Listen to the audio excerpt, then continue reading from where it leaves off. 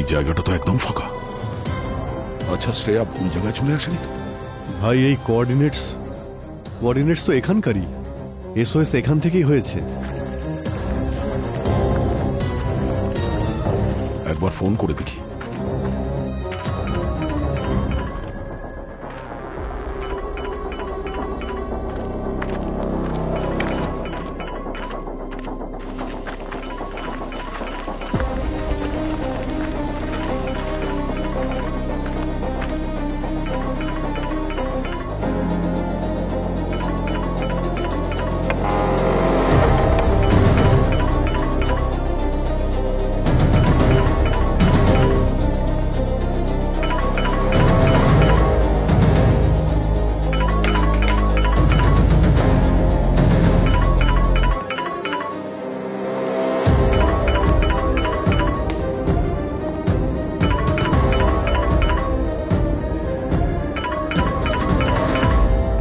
শ্রেয়ার phone. Sir, ফোনটা তো ভেঙে গেছে দেখছি। স্যার, এমনটা হয়নি তো যে শ্রেয়া সরলাকে বাঁচাতে এসেছিল, সরলার স্বামী শ্রেয়ার উপর আক্রমণ করে আর হাতাহাতিতে এই ফোনটা ভেঙে গেছে? রবি, জানি না এক্স্যাক্টলি এখানে কি হয়েছিল, কিন্তু এখানে শ্রেয়া সরলা কেউই তো নেই। দুজনকেই খুঁজতে হবে। এ আপনারা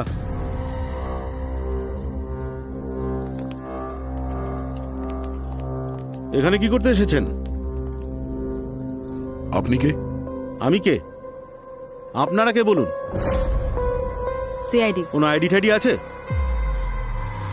কিন্তু সিআইডি আমার বাড়িতে কি করছে? তোমার বাড়ি? তুমি সরলার হাজবেন্ড? হ্যাঁ, আমি ওনার হাজব্যান্ড অরবিন্দ। কিন্তু সরলাকে তো কোথাও দেখতে পাচ্ছি না।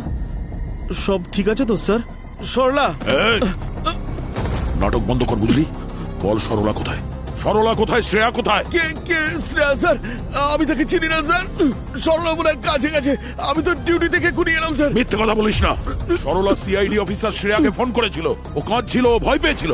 মা আজকে আমার জন্য স্পেশাল পায়েস বানাবে তো? আচ্ছা ঠিক আছে, তাই হবে, প্রমিস।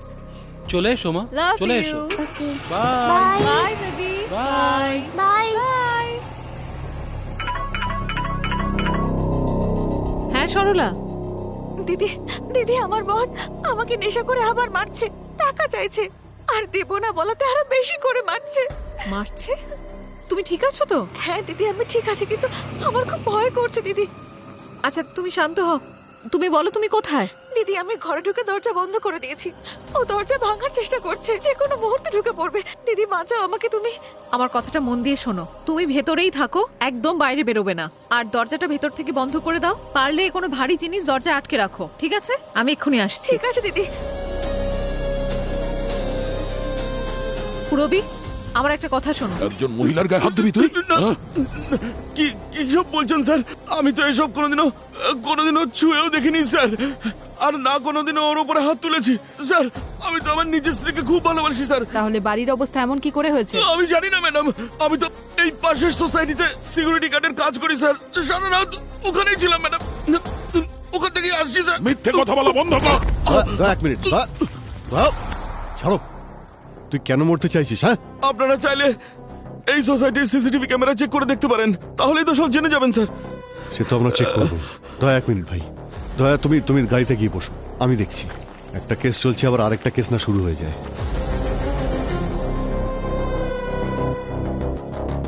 স্যার, হ্যাঁ, স্যার সরলাকে তো ফোনে পাচ্ছি না স্যার। ও নিজের ফোন তো কখনো সুইচ অফ করে রাখে না স্যার। ওর নিশ্চয়ই কিছু একটা হয়েছে। প্লিজ স্যার, আমার স্ত্রী আর আমার বাচ্চাকে বাঁচান স্যার। বাচ্চা? হ্যাঁ স্যার, ও প্রেগনেন্ট স্যার। ওর নাম্বার দাও আর ওর ছবি দাও, ঠিক আছে? দয়া স্ট্রেস নিও না, শ্রেয়াকে পেয়ে যাবো, ওকে আমরা ঠিক খুঁজে বের করবো। এই সরলা, ওর লোকেশনটা এখানেই দেখাচ্ছে। ফোন সুইচ অফ হওয়ার আগে ওর লাস্ট লোকেশন এখানেই ছিল। ক্রাইম টিপ? আগেও এখানে ক্রাইম হয়েছিল নাকি? মনে হচ্ছে পাওয়ার অফ। অভিজিৎ হতে পারে এই ক্রাইম সিন ঘেরাটোপের আড়ালে। এখানে কোনো অপরাধমূলক কাজ হচ্ছে।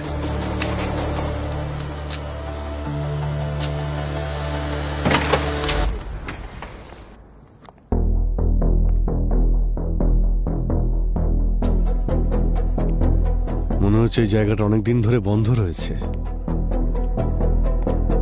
কিন্তু কি হয়েছিল এখানে?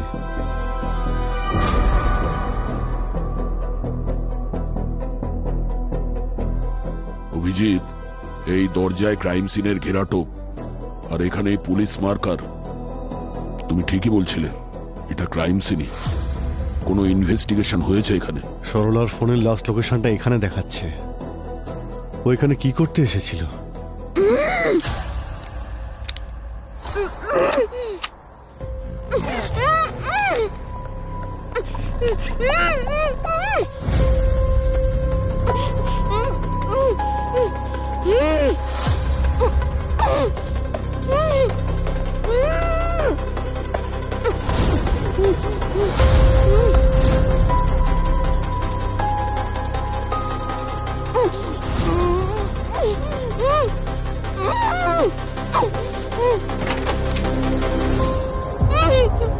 আরে সরলা,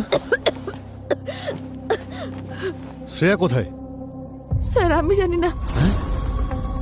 জানো না মানে? তুমি তোকে ফোন করে ডেকেছিলে যে তোমার স্বামী তোমার উপর নাকি অত্যাচার করছে।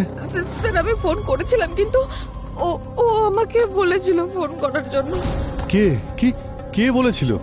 স্যার স্যার আজ সকালে বাড়ির বাইরে কেউ একজন আসলো। আমার মনে হলো বর এসেছে হয়তো। আমি যেই দরজা খুললাম স্যার, আমার মুখের ওপর স্প্রে করে দিল। আমার চোখের সামনে সবকিছু কালো কালো হয়ে গেল। আমি কিচ্ছু বুঝতে পারিনি স্যার, আমি অজ্ঞান হয়ে গেলাম। চোখ খুলে দেখি আমি এখানে। এই অবস্থা। ওই মানুষটার মুখটা তো দেখেছো তুমি? না স্যার, ওই স্যার ঠান্ডার সময় পড়ে না মুখে, ওরকমের কিছু পড়েছিল স্যার। তাহলে জ্ঞান ফেরার পরে তো দেখেছো কি করছিল এখানে? স্যার ও আমাকে অনেক হুমকি দিয়েছে, খুব ভয় দেখালো আর বললো তুমি এখনই শ্রেয়া দিদিকে ফোন করো। আর বললো যেন আমি ফোন করে বলি যে আমার বর আমাকে খুব মারছে, ও যেন তাড়াতাড়ি চলে আসে এখানে। স্যার শ্রেয়া দিদি আসেনি। শ্রেয়া তোমাকে বাঁচাতে তোমার বাড়িতে গেছিল, তারপর থেকে ও নিখোঁজ। হে ভগবান, শ্রেয়া দিদি আমার জন্য বিপদে পড়েছে। ভগবান কি বলবো সব। ঠিক আছে সরলা, তুমি উঠে এসো। হ্যাঁ পুরবি, কি? অরবিন্দ ডিউটিতেই ছিল। ঠিক আছে, সিসিটিভি ফুটেজ চেক করেছিলে তো? ওর পিছনে লোক লাগাও সাধারণ পোশাকে। হ্যাঁ অভিজিৎ, এই দেখো কিউআর কোড।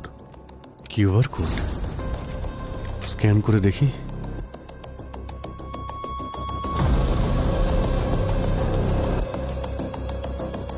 এ তো টাইমার স্টার্ট হয়েছে আর কাউন্টডাউন তো উল্টো চলছে। হ্যাঁ, ব্যাপারটা কি?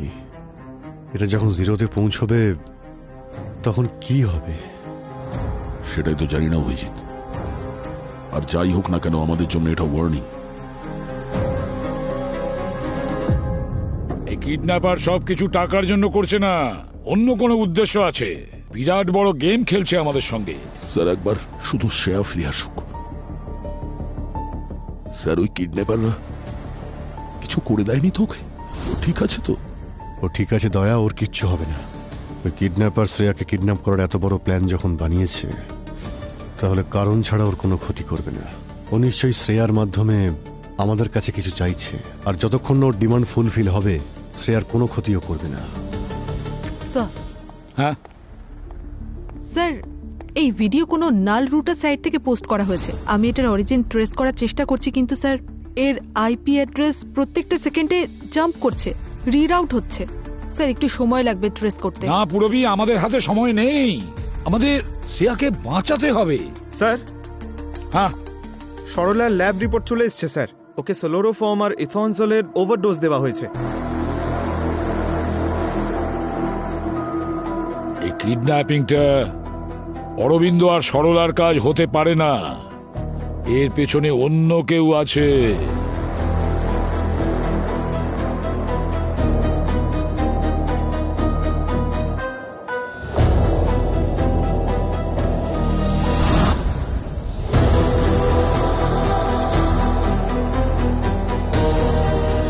শ্রেয়া, শ্রেয়া ও নড়াচড়া করছে না কেন? ও ও ও ওর কিছু? দয়া দয়া, শ্রেয়ার কিছু হয়নি। আর দেখো না, ওর শ্বাস চলছে তো। পূর্বী, ওই স্পিকারের আইকনের ওপর তুমি একটু ক্লিক করো তো। স্যার ওখানে একটা ওয়েব ক্যাম লাগানো আছে আর ভিডিওটা এনক্রিপ্টেড মনে হচ্ছে। তার মানে স্যার আমরা শ্রেয়াকে শুনতে পারবো আর শ্রেয়া আমাদের। শ্রেয়া, শ্রেয়া তুমি আমাদের কথা শুনতে পাচ্ছ? আমাদের আওয়াজ শুনতে পাচ্ছ?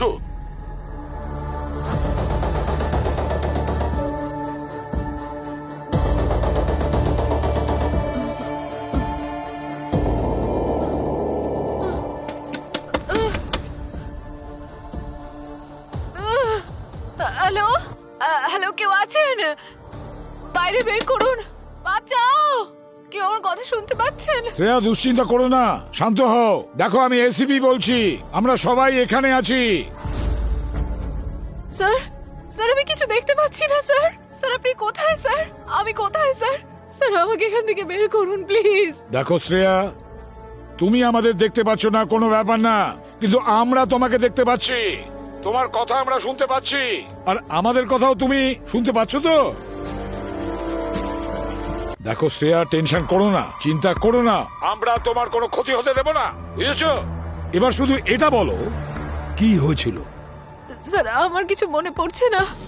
আমি সরলার বাড়িতে গেছিলাম আর আমার উপর কেউ অ্যাটাক করে কেমিক্যাল স্প্রে দিয়ে, আর তারপর চারিদিকে অন্ধকার হয়ে যায়। আমার কিছু মনে পড়ছে না স্যার। স্যার স্যার আমাকে এখান থেকে বের করুন। শ্রেয়া, জ্ঞান হারানোর আগে তুমি ওখানে কিছু তো দেখেছো?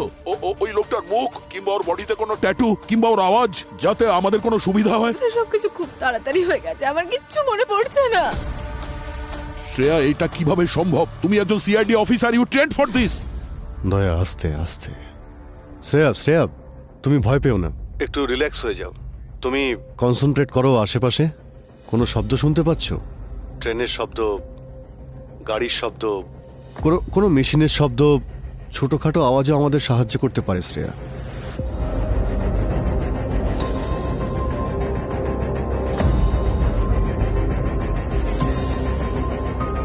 এখানে বড্ড নিস্তব্ধতা স্যার, কোনো আওয়াজ শুনতে পাচ্ছি না। শ্রেয়া, আশপাশটা দেখো, আশেপাশে কোনো জিনিস, কোনো অবজেক্ট বা যে কোনো কিছু।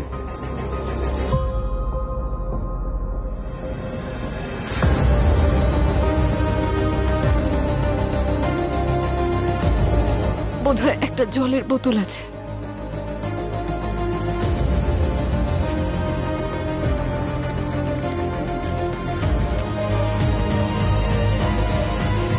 স্যার একটা পেপার আছে এখানে, সিআইডি লেখা আছে। দেখো কি লিখেছে। স্যার এতে কিছু একটা লেখা আছে। তাহলে পড়ে বলো আমাদের।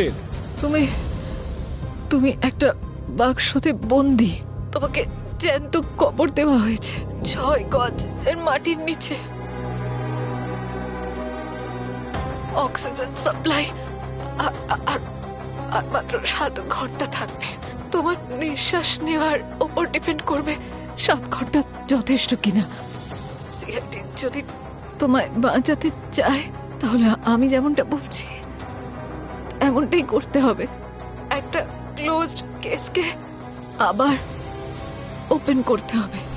এই কেসে যে লোকটাকে খুনের শাস্তি দেওয়া হচ্ছে তাকে নির্দোষ প্রমাণ করতে হবে, আর তাকে জেল থেকে বের করে আনতে হবে।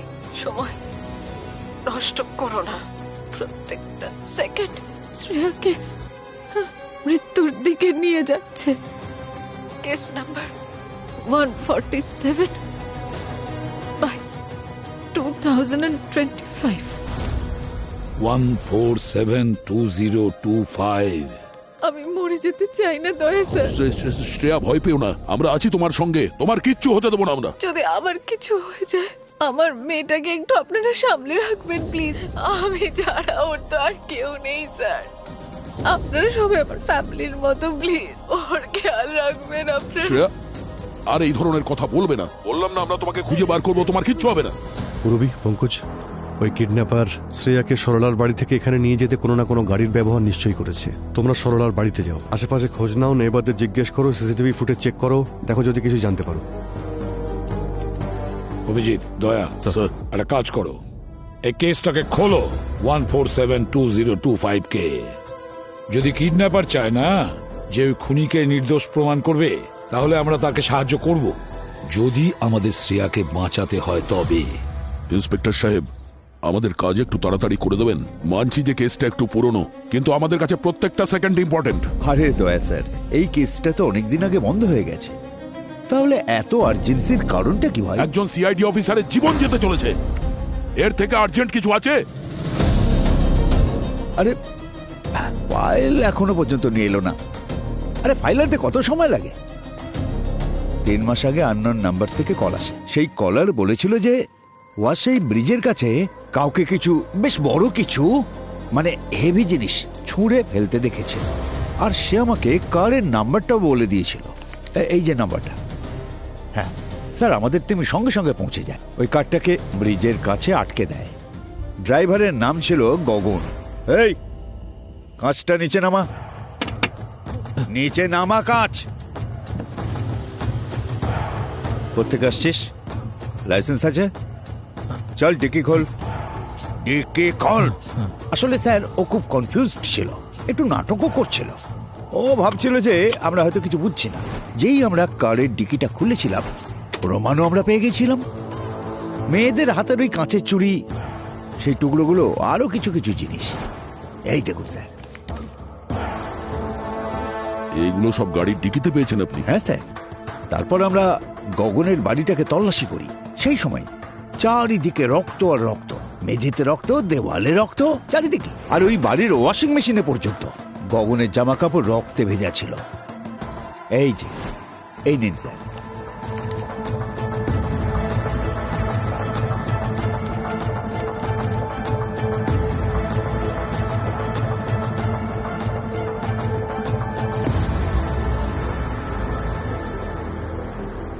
এটা এটা গগনের বাড়ি? হ্যাঁ স্যার। এটা তো সেই জায়গা যেখান থেকে সরলাকে পেয়েছিলাম।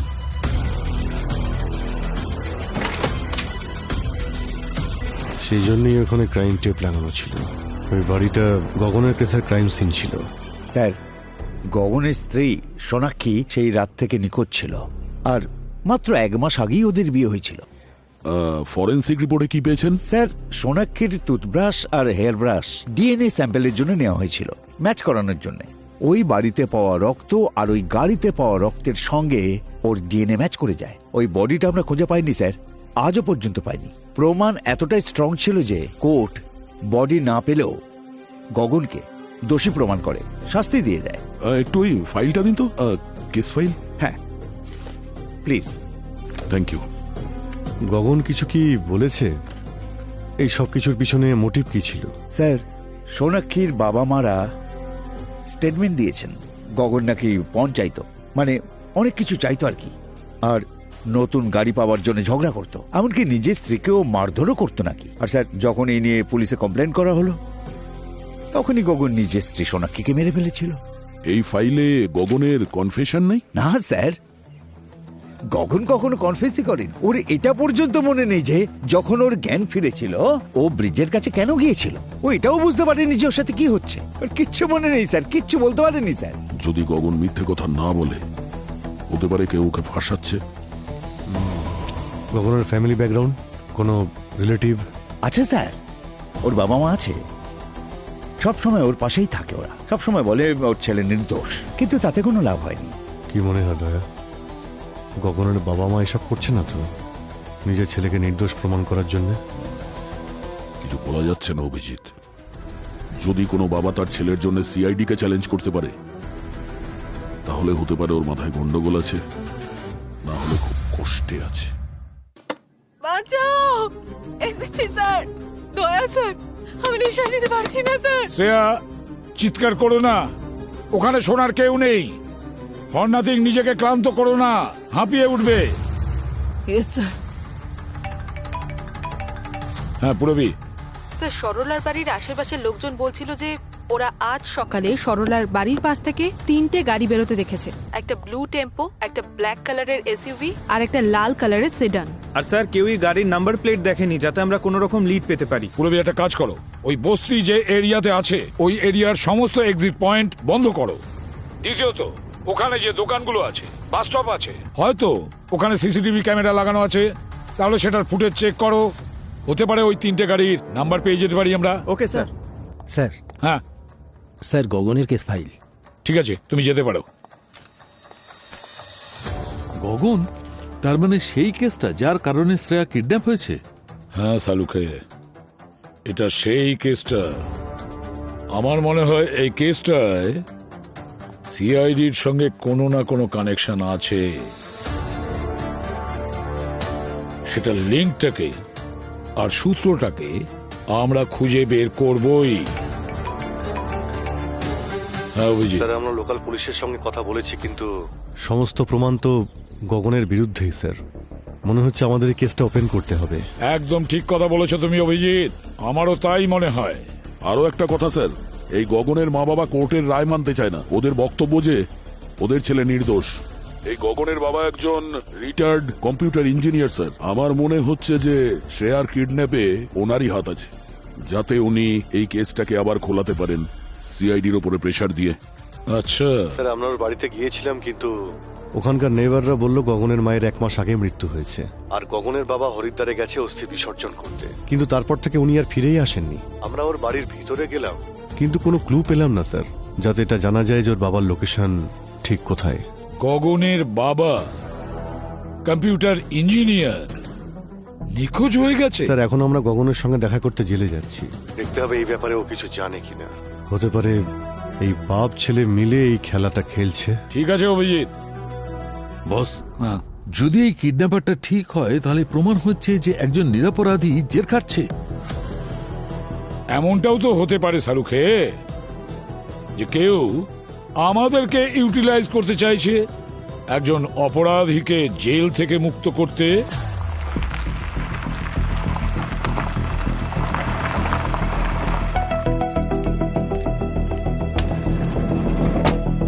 By bye bye bye. মিকা, দয়া স্যার, অভিজিৎ আঙ্কেল। ইয়া আমরা এখান থেকে যাচ্ছিলাম আর আমার মনে হলো মিকা স্কুল থেকে এখান দিয়েই যায়, তাই ভাবলাম তোমাকে আজকে আমরা পিক করি। মা কোথায়? আমাকে ড্রপ করে মা তো অফিসে চলে গেল। মা ঠিক আছে তো? হ্যাঁ মা ঠিক আছে বাবু। আচ্ছা, আমি বুঝে গেছি। মা আমার জন্য বাড়িতে পায়েস রান্না করছে, সকালেই বলেছিলাম মাকে।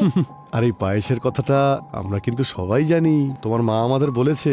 আজ যখন ও অফিস থেকে বেরোচ্ছিল তোমার জন্য পায়েস বানাতে, তখনই হঠাৎ করে ওর একটা ফোন আসে।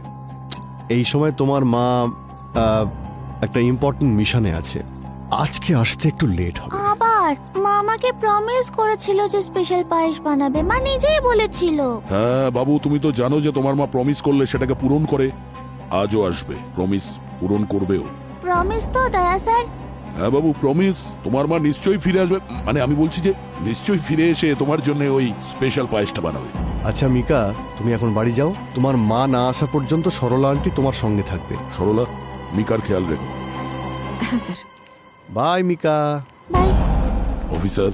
Yes sir. এখানে সন্দেহজনক কিছু দেখলে ফোন করবে, ঠিক আছে? Yes, sir. অ্যালার্ট থেকো। Okay sir.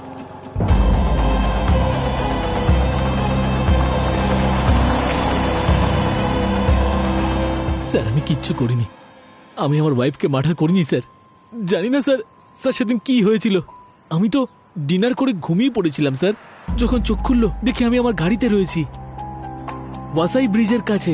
আমি জানি না ওখানে কি করে পৌঁছালাম। তারপর কি হলো? পুলিশ আমাকে অ্যারেস্ট করে নিল, বলল আমি নাকি আমার ওয়াইফকে খুন করেছি। স্যার পুলিশ আমাকে প্রমাণ দেখালো, রক্ত, আমার ওয়াইফের চুড়ি। স্যার ওনারা আমাকে ফটো দেখালেন ভাঙাচোরা ফার্নিচারের, আর সোনাক্ষীর মা বাবার বয়ান। আমি তখন বুঝতে পারলাম যে কেউ আমাকে একটা ফাঁসিয়েছে। তোমাকে কেন ফাঁসাচ্ছে ওরা? স্যার আমি আজ অব্দি সোনাক্ষী কিংবা ওর মা বাবার কাছে পণের কোনো দাবিই করিনি। স্যার আমি একজন স্টক ট্রেডার, আমার টাকার দরকার ছিল না, আমার কাছে টাকা ছিল। স্যার আমি জীবনে কোনোদিনও সোনাক্ষীর গায়ে হাত তুলিনি। আর হাত কেন স্যার, আমি আজ অব্দি ওর উপরে চিৎকার করিনি। মানে সোনাক্ষীর মা বাবাও মিথ্যে কথা বলছে? জানি না স্যার, সোনাক্ষীর মা বাবা মিথ্যে কথা বলছে নাকি সোনাক্ষী নিজে। তার মানে হতে পারে যে সোনাক্ষী ওর মা বাবাকে বলেছে ওর গায়ে হাত তোলার কথাটা আর পণ নেওয়ার কথাটা, আর সোনাক্ষীর মা বাবা নিজেদের মেয়ের কথাই বিশ্বাস করেছেন। কিন্তু স্যার আমাকে সোনাক্ষী ফাঁসিয়েছে। স্যার সেদিন ও নিশ্চয়ই খাবারের মধ্যে এমন কিছু মিশিয়েছিল যে খাবার খাওয়ার পরে আমার এত গভীর ঘুম পায় যে আমি বুঝতেই পারিনি কি হচ্ছে। আর স্যার তারপরে সোনাক্ষী সবকিছু প্ল্যান করেছে। ও নিজে ফার্নিচার ভেঙেছে, রক্ত ছড়িয়েছে, আর আমার ফিঙ্গারপ্রিন্টস সমস্ত এভিডেন্স প্ল্যান করেছে, আর আমাকে গাড়িতে বসিয়ে ওয়াসাই ব্রিজের কাছে ছেড়ে দিয়েছে। স্যার কেউ আমার কথা বিশ্বাস করেনি, না পুলিশ অফিসাররা না court. Sir please sir, sir sir আমি আপনারা প্লিজ আমার কথাটা বিলিভ করুন স্যার। আমি সত্যি বলছি, কিচ্ছু করিনি স্যার। তোমার বাবা মা তোমার কথায় বিশ্বাস করেছিলেন তো? এখনো কি করেন? শুধুমাত্র ওরা দুজনই যারা আমার কথা বিশ্বাস করেছিল। আমার মা এই বদনামি, লোকেদের কথা আর আমার বিরুদ্ধে করা অভিযোগ সহ্য করতে পারেনি। আমার মা সুইসাইড করে ফেলে স্যার। তোমার বাবার সঙ্গে তো কথা হয় না তোমার? না স্যার, মায়ের চলে যাওয়ার পর এই ধরুন প্রায় মাসখানেক আগে একটু কথা হয়েছিল। আপনারা এরকম কেন জিজ্ঞাসা করছেন? স্যার আমার বাবা ঠিক আছেন তো? ওনার কিছু হয়নি তো? হে ভগবান, জীবনের একটা ভুল ডিসিশন আমার সবকিছু শেষ করে দিল। ভুল ডিসিশন মানে? বিয়ের আগে সোনাক্ষীর একটা ছেলের সঙ্গে অ্যাফেয়ার ছিল, আর আমি এ ব্যাপারে পুরো নিশ্চিত স্যার। এই সব কিছুর পেছনে ওর বয়ফ্রেন্ড ওকে সাহায্য করেছে স্যার। আমার কপালটা দেখেছেন স্যার, ওরা নিজেদের লাইফটাকে এনজয় করছে, আর আমি শাস্তি ভোগ করছি সেই অপরাধে যেটা আমি কোনোদিন করিনি। তুমি নিজেকে জেল থেকে বার করবার জন্য কোনো চক্রান্ত করছো না তো? এটা আপনি কি বলছেন স্যার? আমি বুঝতে পারলাম না। মানে এটা যে তোমাকে জেল থেকে বের করার জন্য সিআইডির উপর কেউ প্রেসার দিচ্ছে। সিআইডির এক অফিসারকে কিডন্যাপও করা হয়েছে। স্যার সিআইডি অফিসারকে কিডন্যাপ করেছে? সেই জন্যই তোমাকে বারবার জিজ্ঞেস করছি, শেষবার তোমার বাবার সঙ্গে কবে দেখা হয়েছিল তোমার? আচ্ছা স্যার, আপনাদের এটা মনে হচ্ছে না তো যে আমাকে ছাড়ানোর জন্য আমার বাবাই সব কিছু করেছে? এরকম হতে পারে না স্যার, আমার বাবা এরকম করতে পারে না। উনি তো বেচারা হার্টের পেশেন্ট স্যার। এখন বলো, তোমার বাবার সঙ্গে কবে কথা হয়েছিল? কোথায় থাকেন উনি? স্যার আমি বললাম তো, আমার সাথে ওনার কথা হয়নি, আর আমি জানিও না উনি এখন কোথায় থাকেন।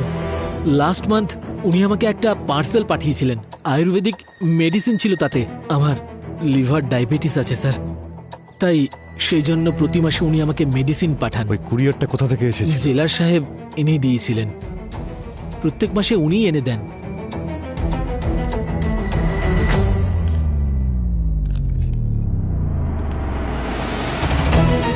ডক্টর সালুকে কিছু পেয়েছেন? এমন কিছু যাতে আমরা প্রমাণ করতে পারি যে গগন তার স্ত্রীকে খুন করেনি? না ভাই, সমস্ত এভিডেন্স এই কথাই বলছে যে গগনই সোনাক্ষীকে মেরেছে। এটা কিভাবে সম্ভব স্যার? গগন বারবার বলছে যে ওকে ফাঁসানো হয়েছে। স্যার আমাদের এমন কিছু একটা করতে হবে যাতে আমরা প্রমাণ করতে পারি যে গগন কোনোভাবেই সোনাক্ষীকে খুন করেনি। আর তাছাড়া যত তাড়াতাড়ি সম্ভব আমাদের শ্রেয়াকে বাঁচাতে হবে, সময় পেরিয়ে যাচ্ছে। বুঝে উঠতে পারছি না যে এমন মনে হচ্ছে সবকিছু ওই ক্রাইম সিনের মধ্যে যত এভিডেন্স আছে সমস্তটা যেন সাজানো, সবকিছু যেন হাতের কাছে রেখে দিয়েছে সাজিয়ে। এই দেখো ফার্নিচার, এই চুড়ি, এই দেখো রক্তের ছাপ, সব যেন আমরা সহজেই পেয়ে যাই। হ্যাঁ স্যার, গগন তো বলছেই যে ওর স্ত্রী প্ল্যান করেছিল ওকে ফাঁসানোর জন্য। অনেকবারই অপরাধীরা কোনো না কোনো ভুল করে, আর একটা ভুল লুকোতে ওরা অনেকগুলো ভুল করে বসে। সালুকে একটা কাজ করো, হ্যাঁ তুমি আবার ক্রাইম সিনে যাচ্ছ তো, তখন নিজের ফরেন্সিক আই ভিউ দিয়ে ভালো করে দেখবে, দেখো কিছু পাওয়া যায় কিনা। আর যদি কিছু পাওয়া যায় খুব তাড়াতাড়ি আমাকে জানাবে। ঠিক আছে বস, হ্যাঁ। আমি যাচ্ছি। হয়তো এই এভিডেন্সের কারণে অন্য কোনো এভিডেন্স পেয়ে যেতে পারে। একদম। এবারে আমাদের টার্গেট এমন ক্রিমিনালকে যার শাস্তি অলরেডি হয়ে গেছে, তাকে নির্দোষ প্রমাণ করে ছাড়বো।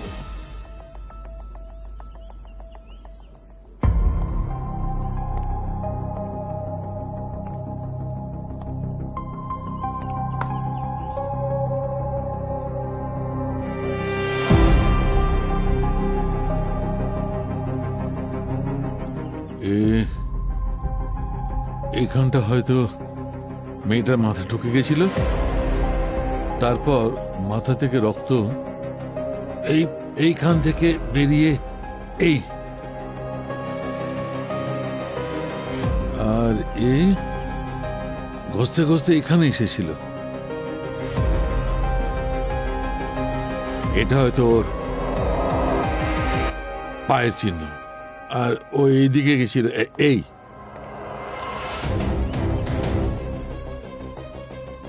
এইখানে হয়তো নিজেকে সামলানোর জন্য হাত রেখেছিল, রক্তের দাগ লেগেছে। এটা পায়ের চিহ্ন। এখানে কোনো গন্ডগোল আছেই বস।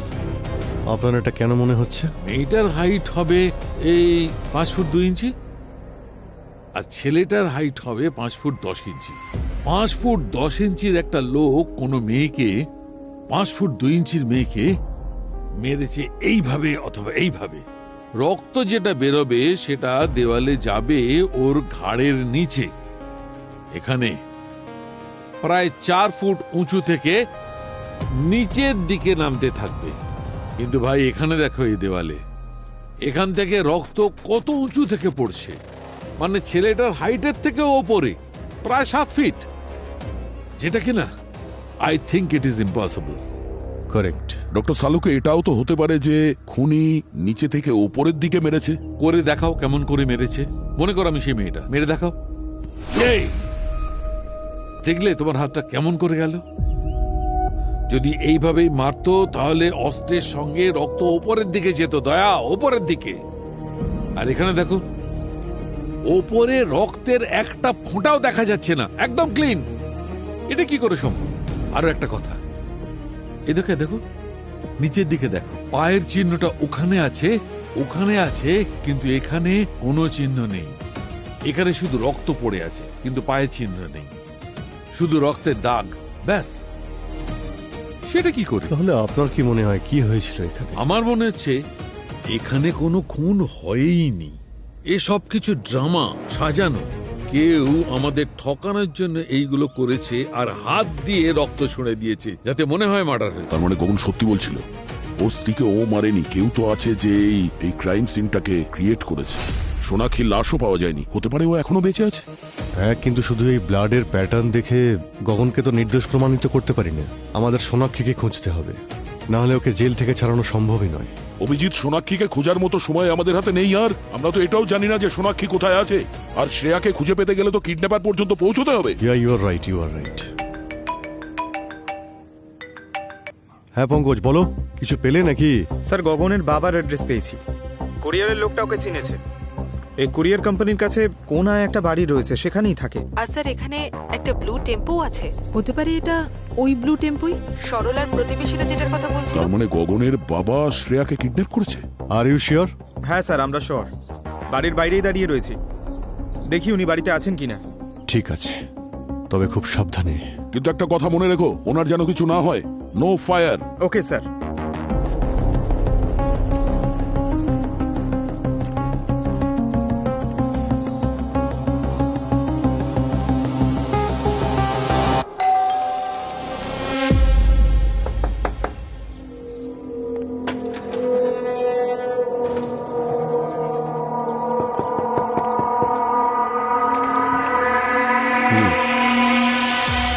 সিআইডি, কিছু প্রশ্ন করার আছে। আপনাকে আমাদের সঙ্গে বিউরো যেতে হবে। আপনারা গগনের কেসের ব্যাপারে এসেছেন না? হ্যাঁ। 1 মিনিট।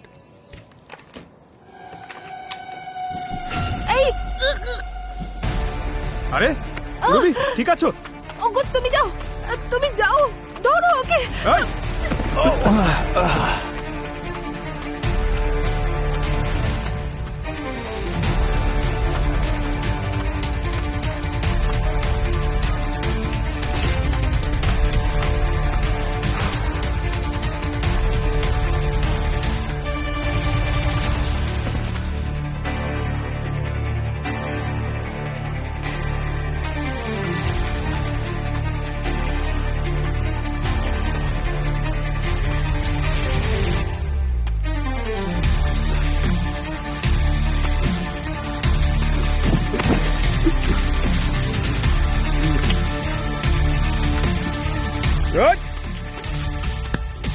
নাটক করছিস? ছাড় এটা।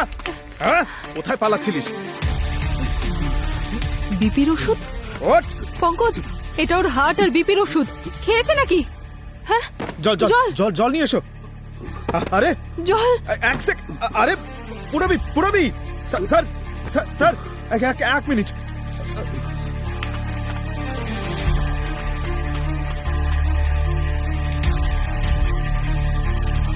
পুরবি পুরবি তাড়াতাড়ি জল নিয়ে এসো। এই যে জল জল জল জল জল। স্যার স্যার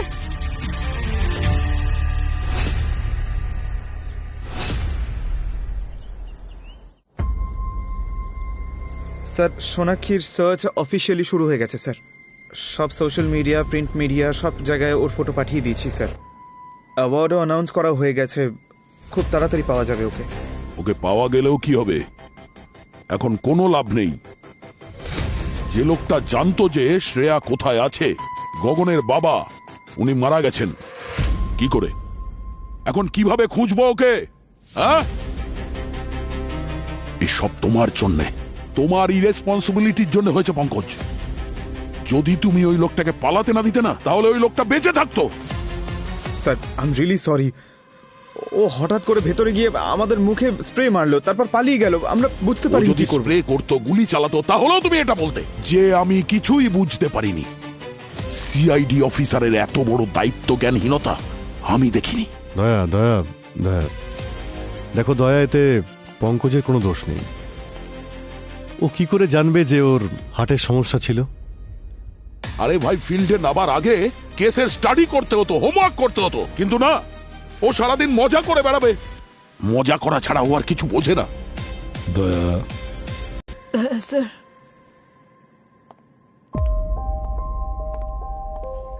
আমার মেয়েটাকে আপনি একটু দেখবেন। হ্যাঁ, যদি আমার আমার কিছু হয়ে যায় তাহলে। শ্রেয়া, শ্রেয়া, দেখো, ভেঙে পড়লে হবে না তো। তুমি একজন সিআইডি অফিসার। আচ্ছা, এটা বলো যে তোমার ওখানে আশেপাশে কোনো আওয়াজ শুনতে পাচ্ছ? গান, কোনো স্মেল, যাতে আমাদের সুবিধা হয়।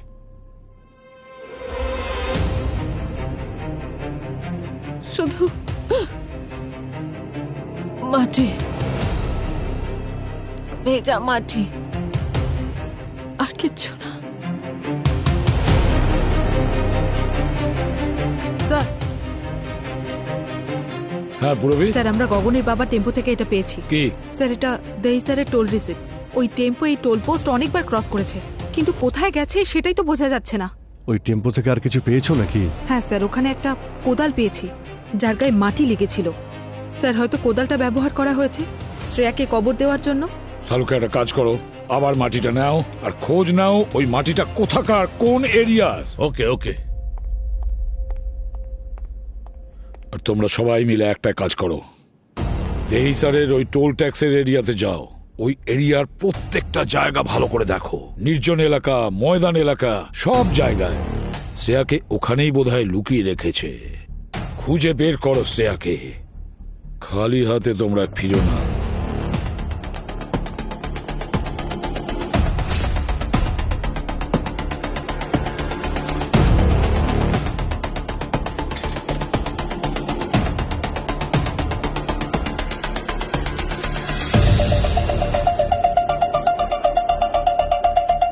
মাই গড।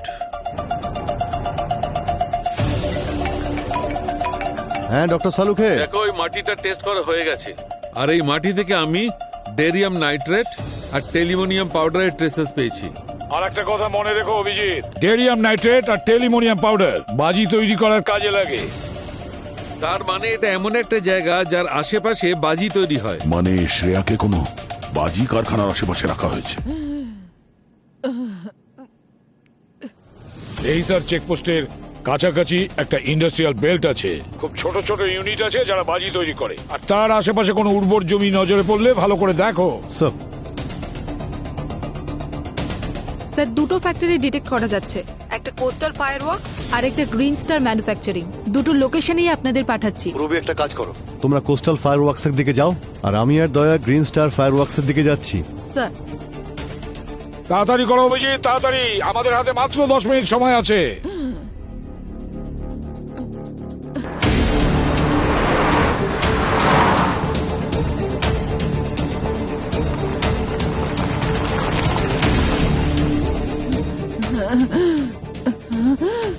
শ্রেয়া, শ্রেয়া, শ্রেয়া,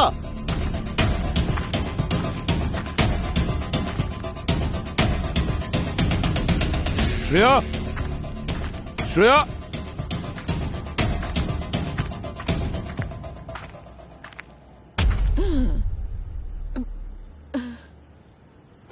দয়া, এখানে এসো। এই যে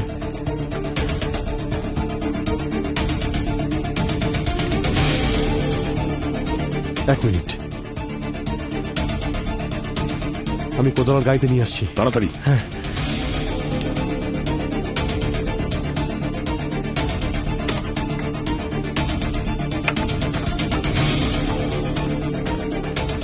দয়া, এই নাও।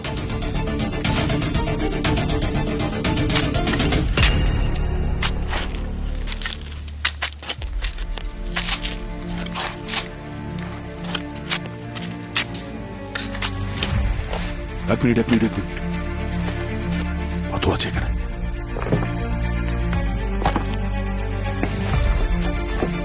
ও নো, শ্রেয়া ওঠো, শ্রেয়া চোখ খুলো। শ্রেয়া, নিঃশ্বাস পড়ছে না, পালস নেই। Shreya, hello, ambulance. শ্রেয়া ওঠো।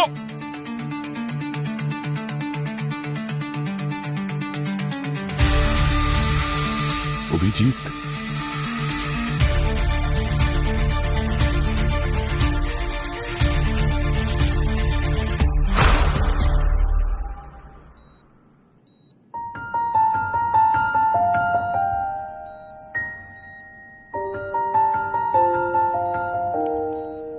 শ্রেয়া, মা তুমি উঠে পড়েছো? হ্যাঁ বাবা, তুমি ঠিক আছো? হ্যাঁ আমি একদম ঠিক আছি। আর দয়া আঙ্কেলও।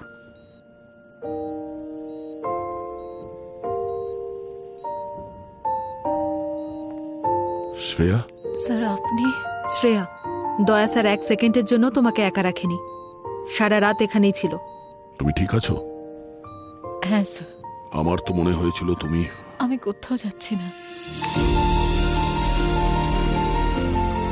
কি শ্রেয়া, ঠিক আছো? হ্যাঁ স্যার।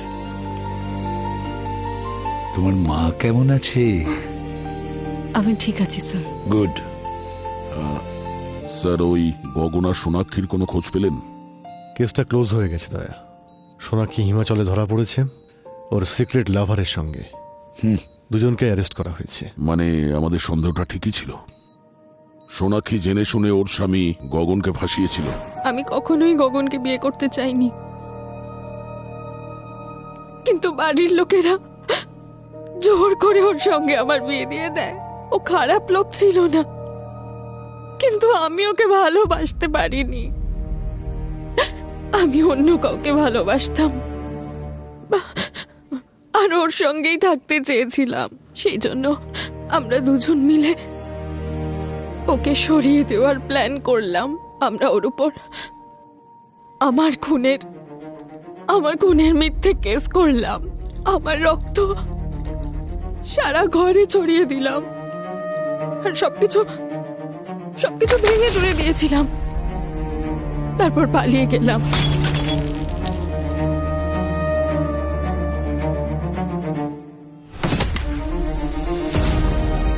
এইসব আইডিয়া আমি একটা নভেল আর একটা ফিল্ম দেখে পেয়েছিলাম। স্যার, গগন নির্দোষ। আমরা দুজন মিলে ওকে ভাসিয়েছিলাম। ভুল করেছে গগনের বাবা, মস্ত বড় ভুল করেছে। আর ও যা কিছু করেছে নিজের নির্দোষ ছেলেকে বাঁচানোর জন্য করেছে।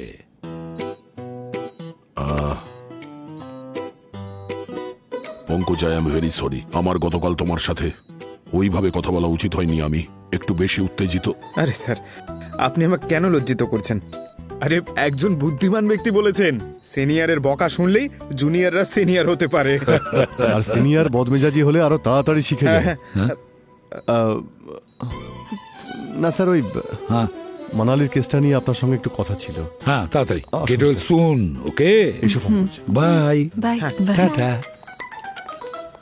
হ্যাঁ, আমি আসছি স্যার। এসো। Thank you sir. Please don't mention. যাই হোক, আমি এখন আসছি, পরে আসবো, ঠিক আছে? ওকে, বাই বাবু। তুমি তোমার প্রমিস রেখেছো। Thank you. কোন প্রমিসটা? মাকে ফিরিয়ে আনার প্রমিস। তুমি এরকমই হাসি খুশি থেকো। এটাই আমাদের কাছে সব থেকে বড় রিওয়ার্ড, ঠিক আছে? আর আমি যখন আসবো তখন কিছু নিয়ে আসবো। না